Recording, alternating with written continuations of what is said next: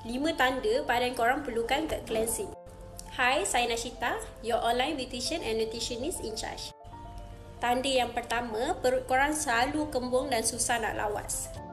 Bila korang punya usus tu banyak toksin, so perut korang akan jadi tak selesa. So bila usus korang tak sihat, kulit korang pun akan nampak kusam dan tak berseri. Tanda yang kedua, mudah penat dan juga lesu. Bila ada toksin yang berlebihan dekat korang punya usus, so dia akan ganggu penyerapan nutrisi. Sebab tu korang punya kulit akan nampak tak sihat dan juga kusam. Yang ketiga, korang punya skin akan selalu breakout dan juga berjerawat. Bila korang punya usus tu tak sihat dan banyak toksin, jadi toksin tu akan keluar melalui korang punya kulit.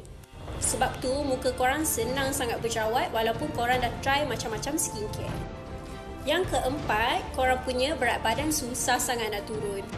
Korang tahu tak sebab apa? Sebab bila banyak sangat toksin dekat korang punya usus, so korang punya metabolisme pun akan jadi perlahan. Sebab tu, kalau korang punya usus sihat, korang akan dapat bonus, iaitu kulit korang akan jadi tegang, lepas tu lebih anjat. Tanda yang kelima, korang punya kulit akan ada masalah toner tak sekata. Bila usus korang tak sihat, so kulit korang akan cepat nampak gelap dan juga tak sekata. So, kalau korang nak dapatkan kulit yang sihat, sambil-sambil tu korang nak buat gut cleanse, korang bolehlah try our purple drink. So, this is the meal replacement yang boleh bantu untuk korang buat gut cleansing. So, korang akan dapat badan yang sihat, kulit yang sihat, badan lebih bertenaga. So, shake-shake terus jadi cantik. So, PM for details.